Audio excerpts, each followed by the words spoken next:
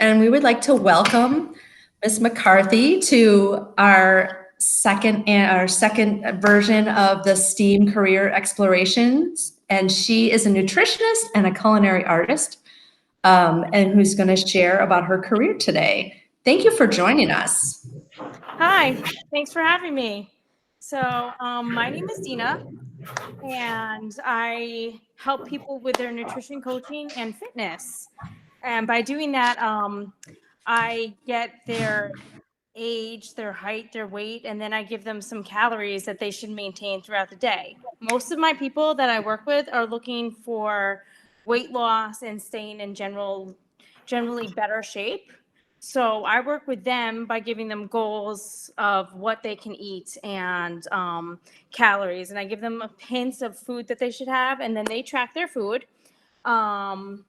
And they track their food throughout the day, and then each week I'll update my clients on their weight, or they'll update me on their weight, and then I'll give them more nutritional guidance based on their new weight and their weight loss goals. So based on that, I want to give you guys some tips on snacking and eating healthy.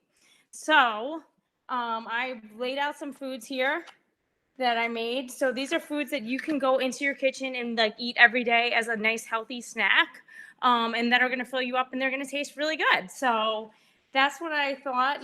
This is something that my clients use and that everybody can use on a daily basis. So one thing that I have here is just these little bell peppers. I don't know if you can see them. They're the baby peppers. You can eat them just raw like that. Dip them in hummus. These are a really good snack. They're really filling. They're going to fill you up. So, and look at the colors here. Nice and colorful. So this is better than a bowl of candy. It's going to fill you up. It's going to keep you nice and healthy. Peppers are really good for you. So then the other thing that I have is strawberries. I don't know if you can see this. I cut up strawberries. They're another fruit. It's really sweet. They're sweet, but they're filled with like lots of water. So they're very low in calories. And these are something that, everybody can enjoy. So blueberries, again, another thing that kids are going to love. Your parents are going to love them. The kids are going to love them. Everybody's going to love this. So, blackberries, apples, cantaloupe. Okay. So, and hard-boiled eggs. These hard-boiled eggs are really filling. They're going to fill you up. They're filled with protein, a little bit of fat. So this is a type of food that everybody can enjoy, and you can have it as a snack or as a meal. So you can pair the eggs with some fruit and make a nice little healthy snack, and that's some protein and some carbs. So this is something that people can eat every day on a daily basis. With my clients, I suggest that they use a food scale. So the clients, they need to keep track of their calories, and the calories are in the food. So they need to weigh their food out, and that's how they know how much food they're going to eat. So with the food scale, they'll take the food, they'll put the strawberries on the food scale. They'll see how many grams of strawberries they have. They have 100 grams of strawberries, and then they're going to figure out how many calories the 100 grams of strawberries is. If it's 30 calories, that's 30 calories that they've ingested. So as the day goes on, they keep track of the food, the weight of the food, and that's going to determine the calories that is in the food. So my clients, on a daily basis, they're keeping track of this. And this is something that I use on a daily basis. And if you're making a recipe, you're going to need to use a food scale. So that way you know how much food. You can't just haphazardly throw food into the bowl and make the recipe come out good. You got to weigh the food out, see how much food is going into your recipes, and then you'll know. But this food scale is how we do it. So measuring cups is one way and a food scale is another way. And the food scale is a very accurate way to keep track of all that food that you're getting in. So Also, I want to talk to you guys some more about some other snack ideas. Greek yogurt is another good one, and this is something that I suggest to my clients. Is like, hey, have Greek yogurt at bedtime because it has a slow digesting protein in it. So you want to eat like lots of protein and carbs throughout the day to keep you full. So that's how everyone stays full, is by eating protein and carbs. So I suggest having some of the strawberries with the Greek yogurt, some of the cantaloupe with the Greek yogurt, or some of the blueberries with the Greek yogurt, something like that. So those are some things that you guys can do at home to keep nice and healthy. And those are some of the things that I suggest for my clients to do. With my clients, I'll update them like daily. Hey, here's like some snacking tips. And when they go out to dinner, that's the hard part for them, to keep track of their food, because most of the time they got to keep track of their food. So if they go out to dinner, I'll suggest to them, hey, instead of drinking anything like soda or something, because soda is very high in sugars and the bad stuff that you don't want to eat in your diet, I'll say order a water. So drink lots of water, stay away from soda, try to choose like healthy snacks. And these are all the things that I suggest to my clients. The way they track everything is using the food scale to keep track of their numbers. And then they'll take their calories that they hit throughout the day and they'll record their calories into a food tracker, or they can write it down on paper and they'll submit it to me. And then I'll see the calories that they hit. And then I'll adjust their calories throughout the week. So they'll be on a caloric deficit. So in order to lose weight, you have to eat less calories. You have to be in a caloric deficit. You have to eat less calories, take in less food than the amount of, and then burn more calories than you're taking in. So you'll eat less calories throughout the week than the calories that you burn. So the way you do that is by incorporating exercise into your daily routine. And I'll suggest to my clients also to do some daily exercise. And I also do that with them. So part of my job is giving them exercises to do and giving them fitness advice. So I'll give them caloric advice, meaning foods and their calories that they should hit. And then I'll also do boot camps with them, or give them fitness advice for at home that they can follow. Awesome. I have a couple questions. Sure. One of them was like, did you get any training or, go to school for this or any kind of other training? Like, how did you prepare to do this career? So it started with fitness. So I worked at a gym and just part-time at a gym. And I really, really loved that because I love exercise. And then just to take my career to the next level, I got a certification in nutrition. Precision nutrition is what my certification is in. And it teaches us about how many calories our clients should take in and about weighing the food and different types of options. So some people don't eat any animal products. Some people want to eat keto or different lifestyle ways. Maybe they only want to eat vegetarian. Maybe they want to eat more fats than carbs. So that teaches us like the ways that we can adjust to meet their nutrition goals. So, and it was just a certification. It takes about 6 months to receive. But yeah, you can do that. There's also other ways to go about getting nutrition certifications, but I did one that took about 6 months. Awesome. Thank you. One of the other questions was, what's one food that you maybe have never cooked with and that you kind of would like to cook with? And what is your favorite food to cook with? And then another one was, when did you first learn how to cook and incorporate cooking into the fitness part? Okay, so I've cooked I'm going to start backwards on this. I've cooked ever since I was a kid. I'm not necessarily the best cook, and you don't have to be the best cook. You just have to take some ingredients that you like and incorporate them into something that is somewhat good. Like you don't have to be the best cook to make it taste good. So I've been cooking ever since I was younger. Like I said, I'm not the best at it. And an ingredient that I've never cooked with is maybe something crazy like jackfruit, because I see that in the supermarket now, and it's a giant fruit. And it looks kind of crazy, has spikes all over it. It's huge. So I've seen that recently, and I would probably be interested in trying to cook with that. And one thing that I love is eggs, just these hard boiled eggs, because you can make eggs a million different ways: hard boiled, scrambled, um, poached, whatever. So eggs is pretty versatile and they kind of go with everything. So I just like eggs because they're easy and there's something that everyone could cook with. So, yeah. On the stream. Okay, so Ms. McCarthy, some of the other questions were, what is your favorite kitchen tool? I know you showed us the scale, which is a really important tool for the nutritionist. Is that also your favorite kitchen tool? That's probably my number one most used tool. So I would say that it's my favorite because I use the food scale, breakfast, lunch, and dinner. I weigh everything. So, because there's no way to know the amount of food that you're eating unless you weigh it. And you want to eat as much food as you can.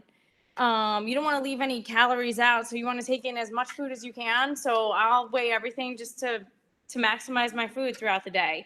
It's simple to use. Everything is in grams, basically. So it's down to the nitty gritty. But yeah, food scale is definitely my favorite. So, and they're cheap. That uses a lot of math. So, Yeah. your job, like as a nutritionist, is a lot about science, and then the technology that's in the scale and the science that we know about controlling our calories versus exercise. So you have a lot of and the culinary arts is one of the arts. So you have a lot of our STEAM sort of theme in your job, and so we really appreciate you coming.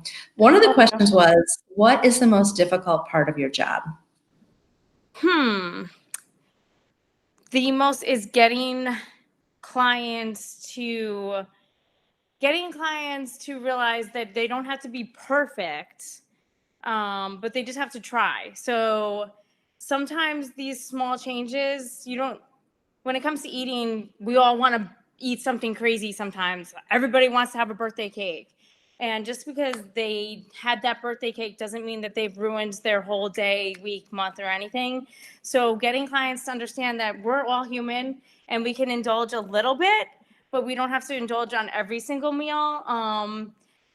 And that doesn't make anything wrong or anything. That just means that, hey, we're human. That's how we, that's it. You had one bad meal, just go on to the next meal and make sure the next meal is good.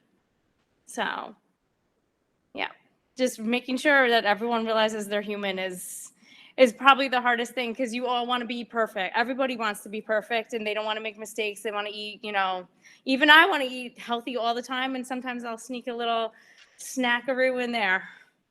That actually answers one of the other questions is do you still enjoy eating cookies, ice cream, and candy? Oh, come on. Who doesn't enjoy that? Yes, I enjoy that, but just in moderation. So maybe have a splurge day here and there. And, I try not to eat cookies for every meal or ice cream for every meal, just once in a while, once a month or something. So, yeah. Okay. And one of the questions was, how has your job changed since COVID-19? Actually, since COVID, my nutrition stuff actually picked up, because this was more of a part-time thing for me. And when COVID started, like being able to do Zoom, and I think people realizing how healthy it is, how important it is to be healthy, made a lot of people actually reach out to me and come to me. So since COVID started, one, I could do this over Zoom. Two is people realize now that it's important to be healthy. You don't want to have any factors that come later in life from eating poorly as a child or eating poorly as a young adult. So, if you eat lots of sugars or gummy bears or Sour Patch Kids, or if you're, eating cookies all the time or ice cream all the time, later you might look fine, but later in life that might come back and get you, because you're going to have clogged arteries, you're going to have diabetes and things that will affect your health in the long run, and you don't want that. And I think people nowadays, the adults that I work with, they've realized that. And I think a lot of people during COVID realized hey, I don't want to have diabetes. I don't want to get affected, because if I do get COVID, I want to be able to have a healthy body where I can fight it off. So I actually think doing nutrition and fitness, I also work with like a lot of fitness people, that it actually picked up, because you can do it over Zoom. You can just do it via phone call, and people want to be healthy and people want to make changes. So, yeah. So from a business point of view, how do you then, because this is your own business, how do you then again market, and how do you get new clients, and how do you, if you were going to have your own business like this, how do you sort of market yourself to get clients? I do a lot of neighborhood outreach. So I do boot camps outside in my community. And then I also do like other people's boot camps. And, anybody who asks, I'll put myself out there, do tons of boot camps, ask people, hey, if you're looking for extra nutritional guidance, I can give that to you. Sometimes I do challenges, nutrition challenges. So if they want to do like a 1 month nutrition challenge, I'll do that. And then that will get them started on hey, this isn't so hard. I want to do this. I want to go further with this. So I'll do that. But a lot of fitness outreach and people that are doing the boot camps, I'll try to reach out to them and talk to them about doing nutrition. So Facebook, Instagram, all that stuff has also helped me with marketing. So. One more question from 314. They're wondering which foods take the longest time to cook and which foods take less time to make. And then I'm also wondering, does that affect the nutritional value? Or like, how does that change the calories in the food? Okay. The nutritional value doesn't change based on how long you cook anything or how long you procure it, but it does change based on the ways you procure it. So like if you add salt to something or if you add some kind of sweetener to something, that will change it. So if you're cooking chicken in the oven as opposed to on the stovetop, the value of that, the caloric value of that chicken is the same, but maybe on the stovetop you used a lot of oil to cook it in, and that oil is like something that people forget, hey, because you don't see it once you put it on the plate. So the ways that you prepare the chicken, or if you bake it with barbecue sauce on it or something like that, the ways that you bake, the ways that you cook it is the ways that more calories or less calories is added to the chicken. And I think chicken is one of those things, chicken and red meats, I think, is one of the things that seems to take the longest. Or if you're baking something, that might take a long time. But for everything else, I mean, it doesn't matter. Like I always say to my clients, actually, is keep a bag of frozen veggies on hand, keep something in your freezer, keep something that you can grab, blueberries, keep some hard-boiled eggs in your refrigerator. And I always say that to my clients so they can grab something on the go and eat it fast. Because it's when you get really hungry is when you're like, oh, here's something really fast, and I'm just going to chow down on, this bag of cookies because it's right here for me. So that's what I tell my clients is like, keep the frozen veggies in your freezer, keep something like on hand that you can cook. You can throw those veggies in the microwave and they're ready to go in a matter of seconds. And they're literally the same as if you just had veggies in the refrigerator or on your table, like ready to eat. So yeah, you don't have to do anything to prepare them, then just throw them in the microwave. So, yeah. I have a question. Hi. So from room 319, a student wants to know, how do social and cultural messages about food and eating influence people? That is a good question.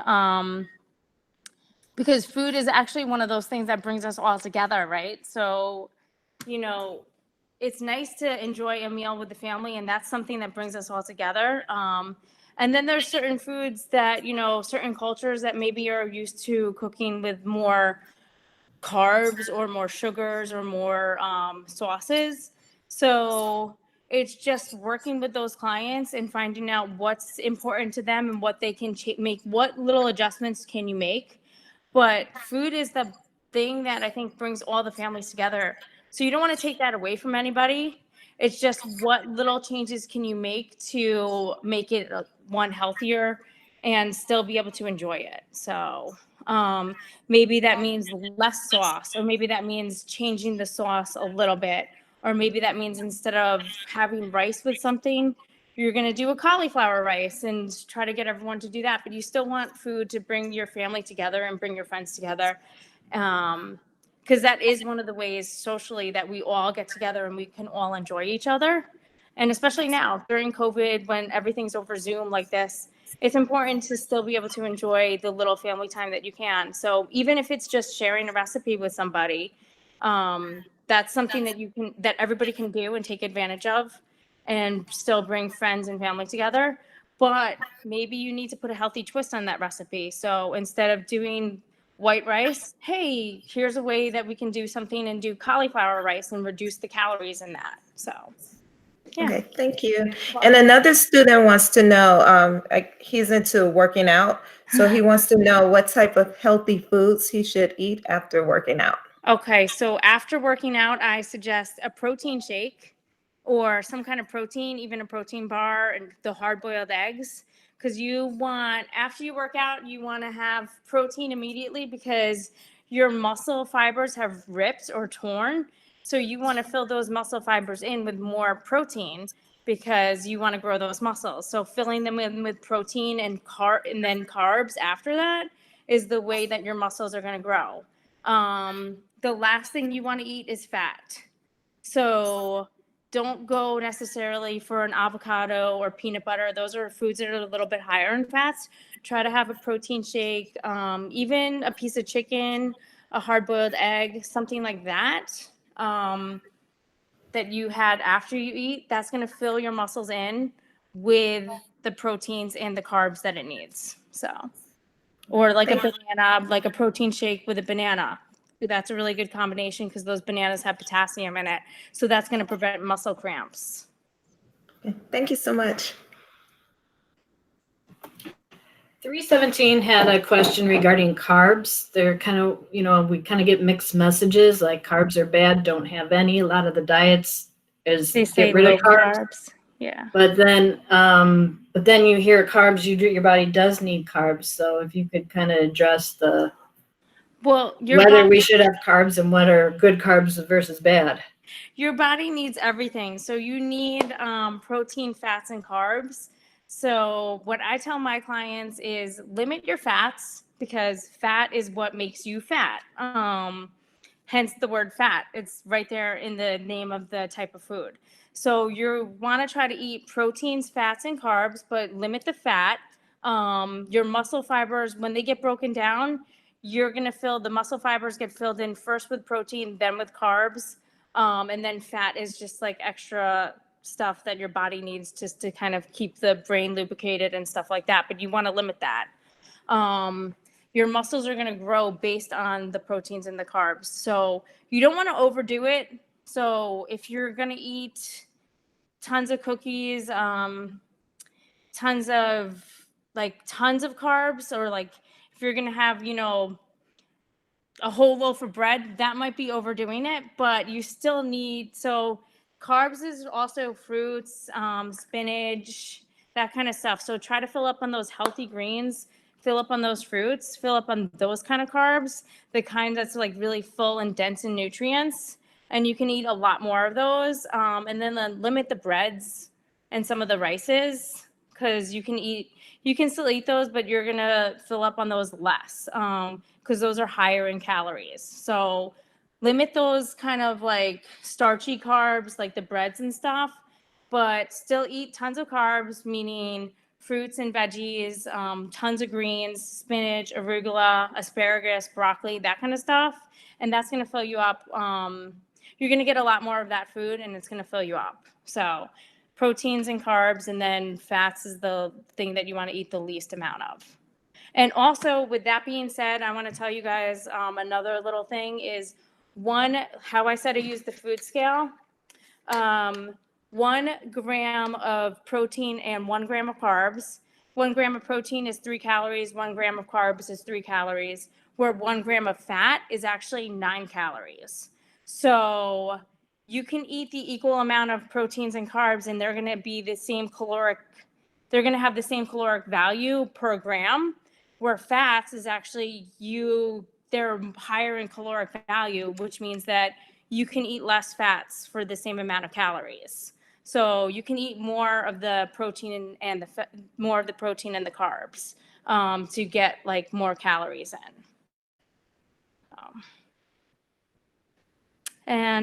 Yeah. So it sounds like if students, someone asked what type of diet should we take to lose weight, but it just sounds like if you're eating healthy proteins and you're eating everything in balance, that's what's going to be the best for you. Right, exactly. So I think one thing to do is for each meal is you want to have maybe some protein, some carbs, and then a little bit of fat for each meal is a nice balanced plate. So whether that be a hard-boiled egg with some fruit, because the hard-boiled egg has protein, fat in it, and then some fruit is going to be some carbs. So that's like a nice little solid breakfast or snack. But yeah, it's important to keep in mind, you don't want to do anything that you can't maintain. So that's how you do like a yo-yo diet is by, I'm going to cut out. If you cut out something, it's not maintainable. So cutting out all the fats or cutting out all the carbs or cutting out of all of one type of group of one type of food, you're going to be in a caloric deficit. So you will lose weight, but over time you can't maintain that and it's going to backfire. So what you want to do is just keep a balanced diet with a little bit of everything and eat in moderation and really stick to like the healthier foods, because no one's ever going to get fat or gain too much weight by eating too many blueberries, too many strawberries, too many peppers. I've never heard anyone getting fat or getting overweight from that. So just stick to a healthy, balanced diet and stick to those like really dense nutritional foods, fruits, veggies, greens, that kind of stuff. Thank you. I know that the kids like love to eat sugary foods, and so like any suggestions, like besides eating fruit, that they could kind of fulfill that sugary taste. Not just the kids, me too. Yeah. One thing I kind of like that's my little cheat food is these rice cakes, because rice cakes is like, they're pretty satisfying. They're low in calories, and it just kind of satisfies you can put peanut butter on it. You can put cheese on it, some fruit slices, something like that makes it pop with its flavor. And then it's like it's not too bad for you. It's not going to break the brain, because a whole rice cake is only 50 calories. So even if you have 2 rice cakes, that's 100 calories, and that's not going to break the bank, but just put something on it with a little bit of peanut butter or something with a little bit of salt or something, peanut butter, cheese, something like that.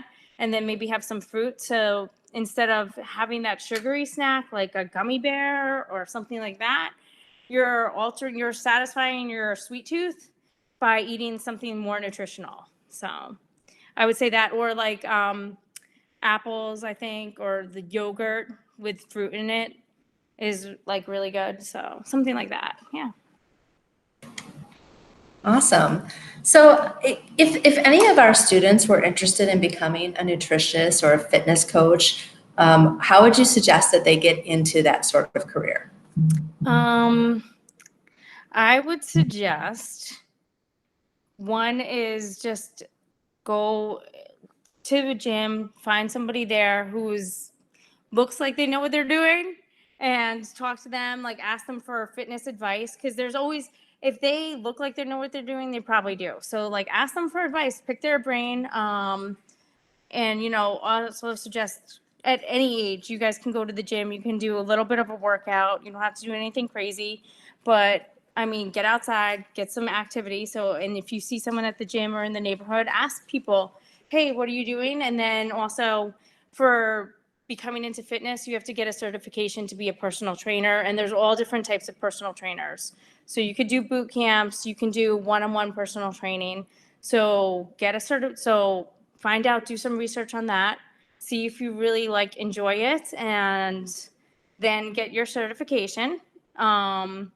And then for fitness, for nutrition as well, too, you need a certification to do that, to give some people like really good guidance and make sure that you can make them feel like you know what you're doing. So study online.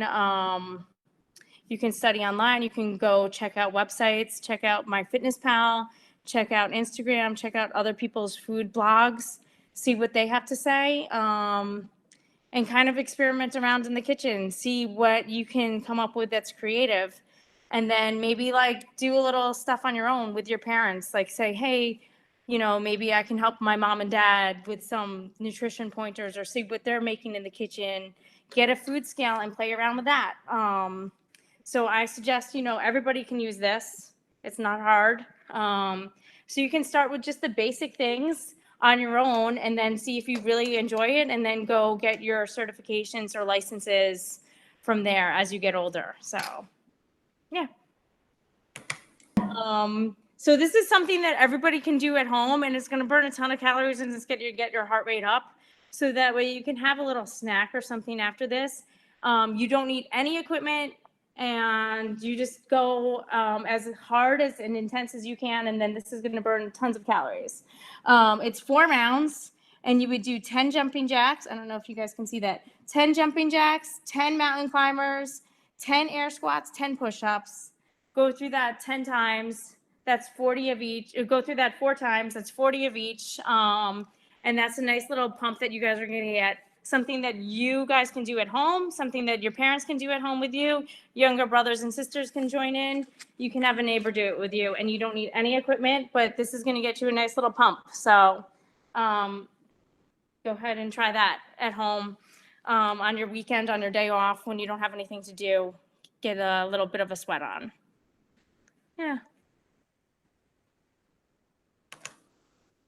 Awesome. Thank you so much for joining us and for sharing your career with us. And hopefully, I think you've inspired some kids are really interested in exercising. For example, a lot of kids say, I want to grow up and I want to be a basketball player. And they may not be able to do that, but they could still do like the fitness coach, or they could be some sort of part of that world.